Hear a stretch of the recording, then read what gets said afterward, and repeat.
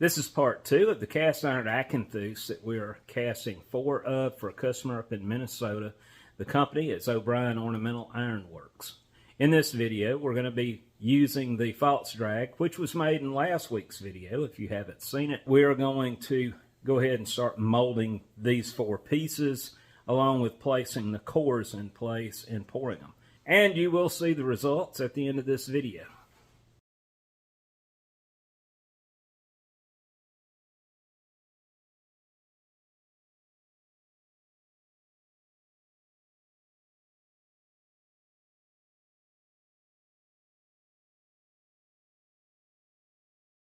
And that'll keep that hole open.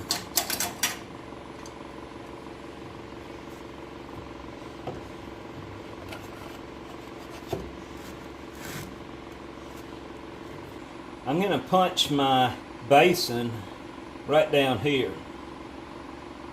And I'm going to have a horseshoe runner that ties in here and here.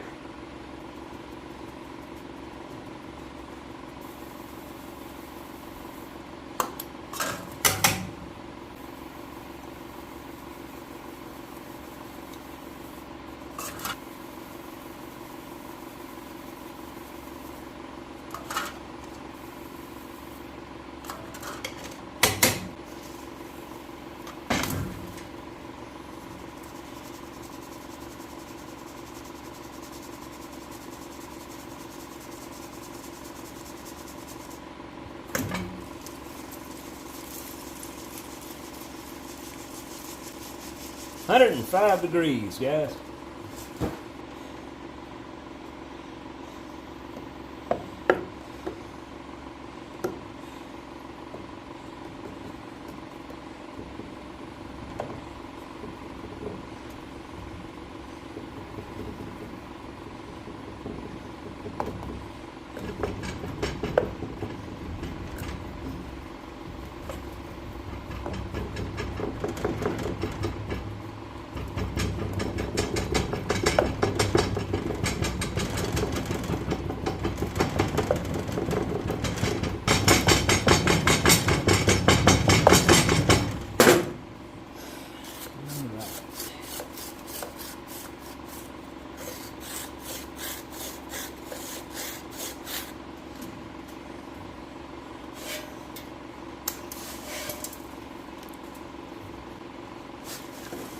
So Dollar's mad at me.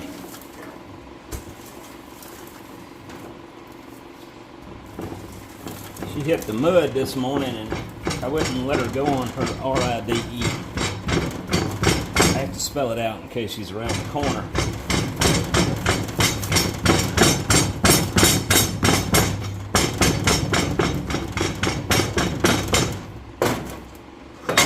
Anyway, so she's going to show me by disappearing half the day. I got a feeling if I said the word RIDE, she'd come running around.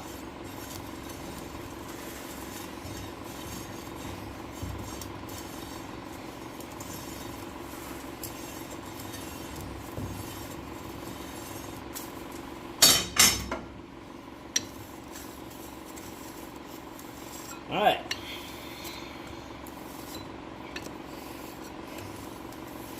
Now, I'm going to flip this over because I got a feeling, well, I know for a fact the sand is going to grab on this side before it does the other. So, I'm going to go ahead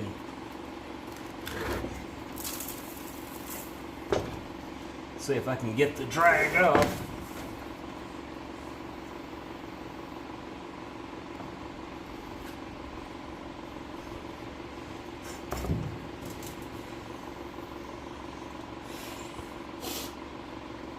That looks good. Now, the only problem is, got a little sand right here. That's where it broke off, and right here where it broke off. So I'm going to go ahead and take care of that now. And hopefully, a clean pull.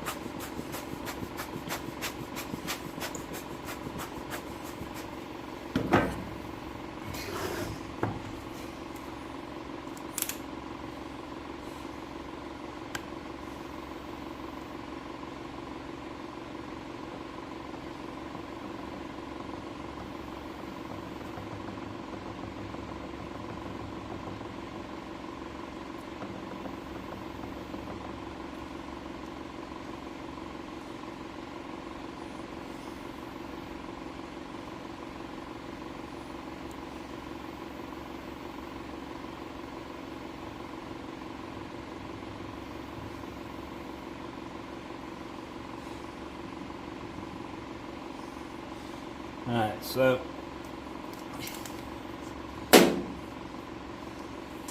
I have some sand sticking right there.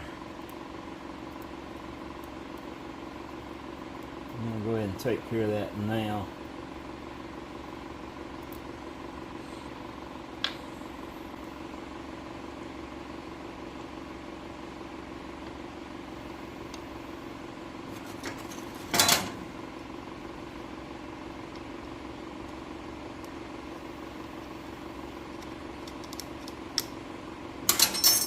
And I'm going to have to do that on each one.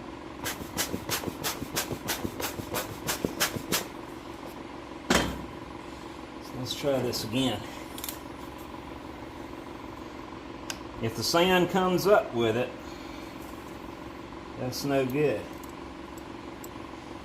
Alright. So we got this side loose. Now to put the other half of this on and finish it.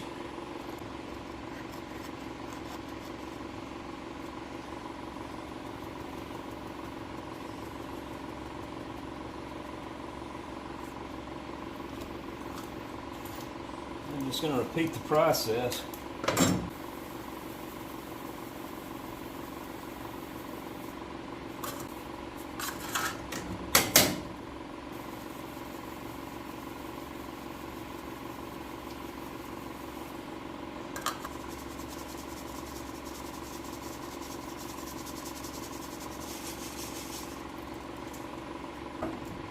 Let's go with the big mallet.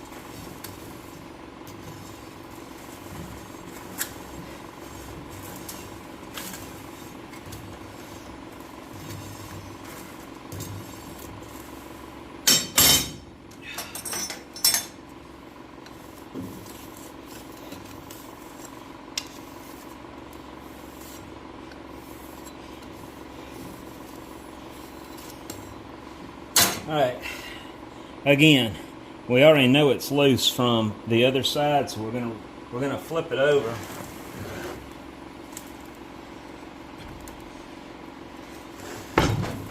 Normally I would cut my pouring sprue right now, but I'm not exactly sure where I'm gonna hit, and I'd rather get it as close to where the core print is as possible.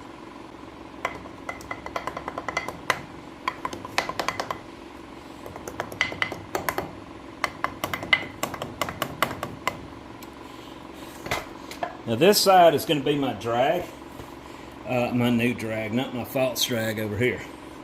I rammed it a lot harder, so it's going on the floor. The other side is going to go up. I rammed it softer.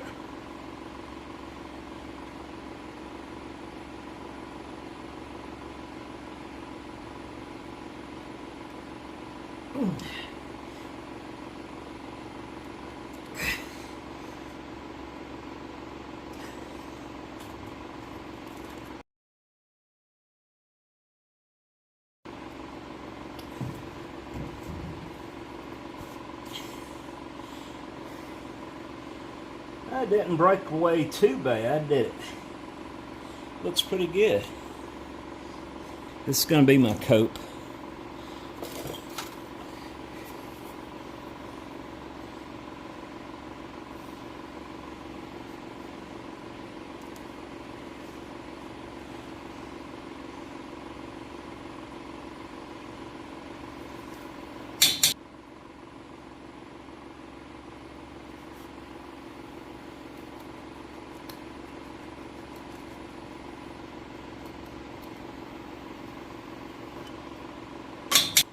Now, I am going to also do the same thing on the other end. Any possible resistance, I want it to flow as fast as possible through this and fill a little open riser. Let's get this one pulled. Hopefully it'll come out clean. We will see.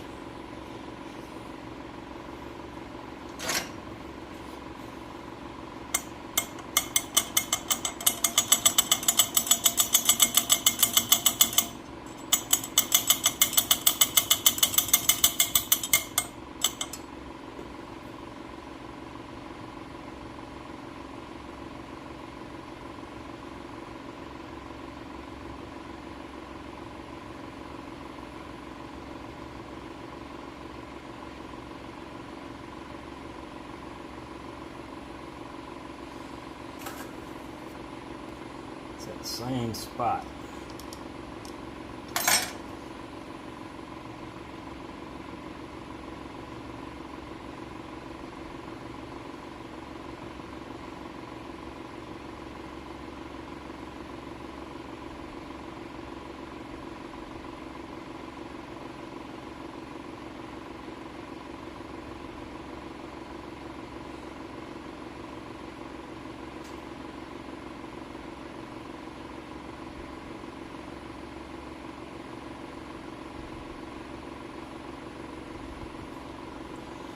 Now I got a break. I got an issue with that, but that's okay. We're going to get these things done. That's going to be a lot of drilling and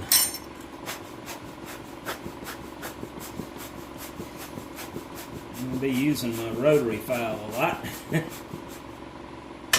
And while I'm at it, I may as well go ahead and cut the basin.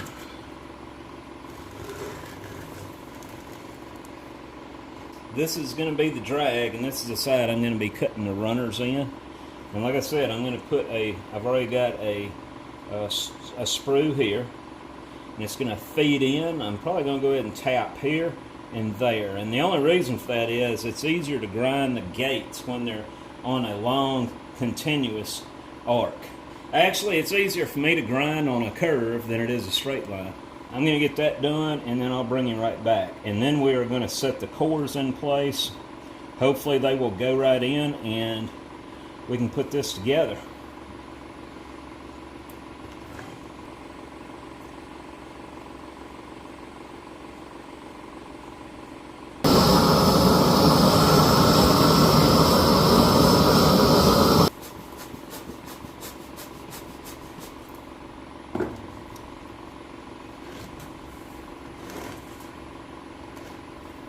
Alright, I gotta dry my hands good before I do this next step.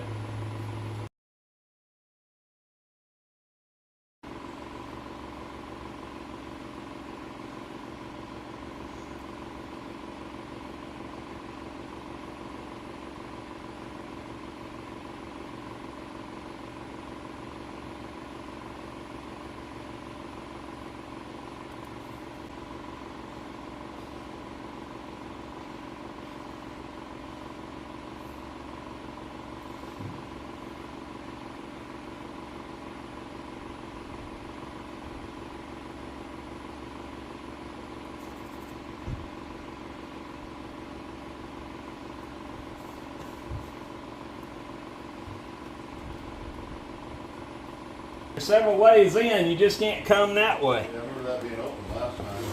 Yeah. Well, I had the mower out of the way. Just be careful not to kick sand in the mower. I'm not gonna do nothing. But I was gonna come over here and right a grievous wrong. Right of what?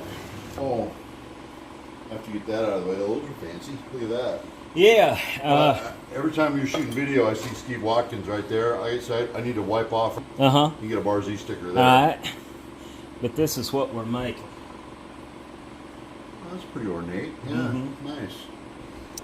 And we did have some sand break off. I'm going to end up having to... Oh, that sucks. Yeah, well, it's just happen.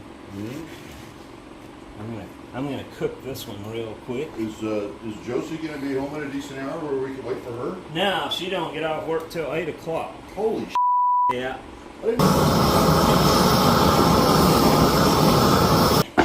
I got what took the longest done. So I'm gonna do this one more time at the speed of 32 times faster. And of course you see Stan getting the Bar Z sticker stuck to the bench. This one, I'm going to tell you in advance, did not make it. I ended up having to discard the mold. I'm still using the false drag at this point. And when I go to flip it over, I don't know if that's where I messed it up. I think so. You'll see here in a second. So I just rammed the first half of the mold, flipping it over, pulling it off. No, we're good so far. Cleaning out any of the sand that I thought could grab, finding out that side, that part of the flask did not match. Finding the right one. And here we go. Now I wanted to tell you, this was the second attempt to make a mold that you're watching, and it takes sometimes up to 5-6 times of molding things before you perfect it. We didn't have that kind of time on our hands to play around, and as you can see, I lost most of the sand right in there. That's no good. I'm not gonna use that, so I just had to discard it. We're starting all over. But back to molding, I have to, it takes a half dozen times on some particular castings, this is one of them, where you don't really figure out the best way to do it until you've gotten that many down. And since we only needed 4, and we were under such a huge time crunch, we ended up just having to go with what we had. If we didn't have to machine out but 20% of the material, then it was worth going ahead and casting. But now on that one, it was more like 40 or 50%. And we couldn't justify wasting that much time grinding on it. Unfortunately, this is not the last failure you're going to see in the video. It's full of them. So what you're seeing me do now, I made this little tool just to get down in those narrow channels on the inside profiles. And it worked pretty good, but it was just one of many issues I was running into on this. One of the things that I forgot to tell you on, it wasn't just on how much grinding to do, it was what grinding to do that helps me determine whether to pass or to fail a casting on a mold. If you can capture all the exterior detail, then all the internal detail is easily cleaned up with a burr. You can get down in there and remove a lot of material. But as long as you capture all the outside of the leaves, the veins and all that, and the flower, that's the most important thing. If you can capture that in the sand, which I did, then I can wing it with the rest of it.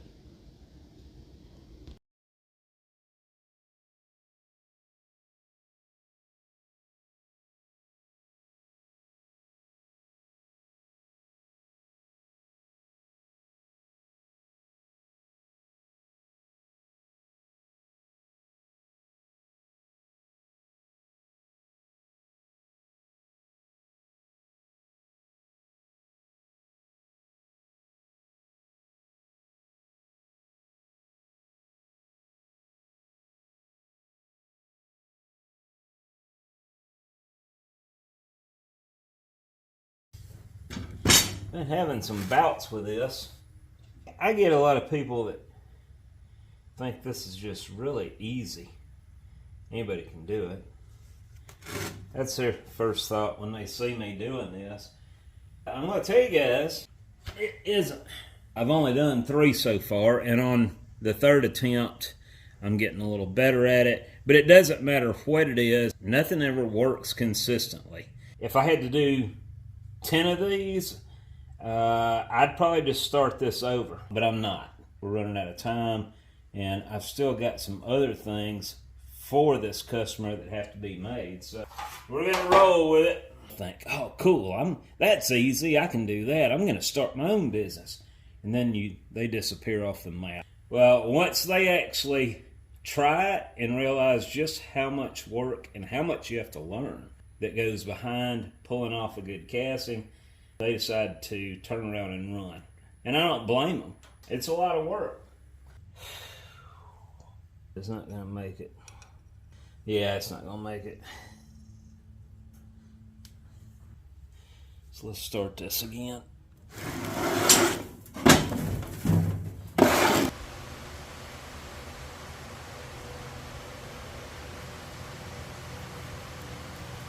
Alright, try it again. Now, this is how every mold has been. You have to keep your patience, keep going, and not get stressed out about it. I'm fixing to smoke a joint. I'll be right back. I was joking about the joint, by the way.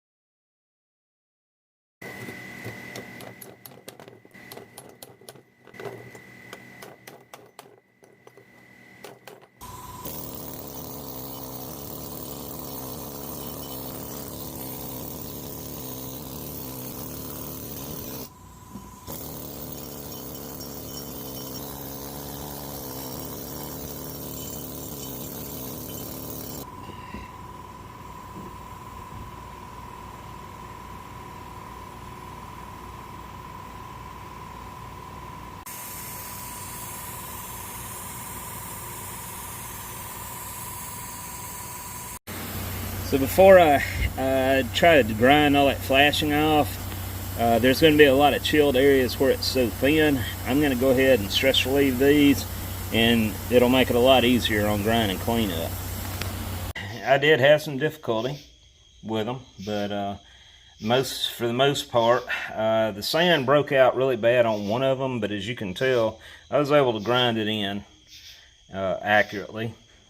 I don't get a chance to do any of the artsy stuff that often, but before I box these up, I just wanted to give you one last look at them. After I illustrated the castings to you last night, I realized something's not going to work. Let me show you. You see these 2 holes that go right through the middle? It's not because of 2 separate cores. A core that long is going to distort on you anyway. If I had put a continuous core in the full length, it wouldn't have made a difference. This is the segment that we cut out of there. Even though I made the core to size, that's not going down in there. Now, I've got the problem resolved, but it took me, I was up till 1 o'clock this morning, battling it with a file, trying to get everything to work. It wasn't going. This morning, I woke up and I realized I'm going to have to use my burr on the big grinder, and sure enough, it worked fine on the other 3. Now, The other issue that I'm running into is not just the size, it is the alignment or the position from one to the other. So I didn't put MMC on the core box when I made it, in order to make sure that I have clearance. And I hate to mess up a really nice, pretty cored hole here, if you can see down in there. Very nice finish. But I'm going to destroy that in order to make sure that I have plenty of clearance. Now, I do not have any 5/8 bar stock, so I'm using a wooden gauge. Yes, a wooden gauge, but I cut it on the table saw close to size, and then from there I hand sanded it in a free state, because it's going to spring on you on the table saw trying to cut a 5/8 by 5/8 strip. It's just not going to work with all the stresses in the wood. So once I cut this off, of course there's going to be a little bit of a curve. You may not see it, but I flat sanded on the surface plate as well as I can with even pressure to compensate for that. So anyway, I have, with a set of calipers, I kept sanding it until I got 0.625 to clear all up and down the calipers.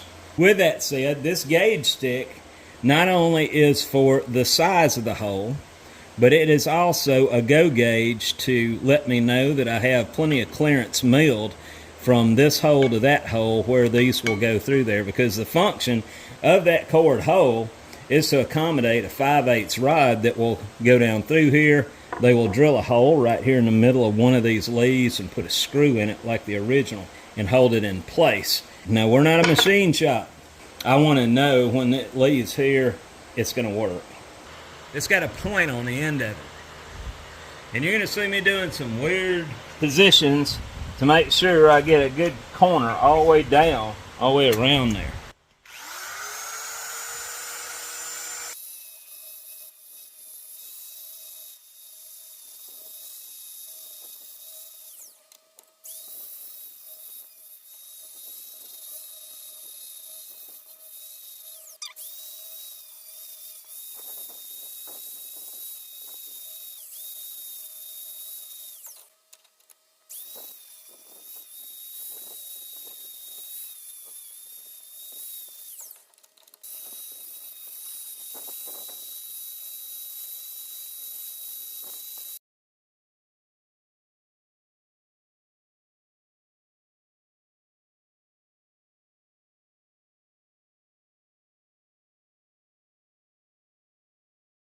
For those who have been asking about the Windy Hill Foundry hats, these are now available on my website, windyhillfoundry.com, under stores, or you can click on the above link.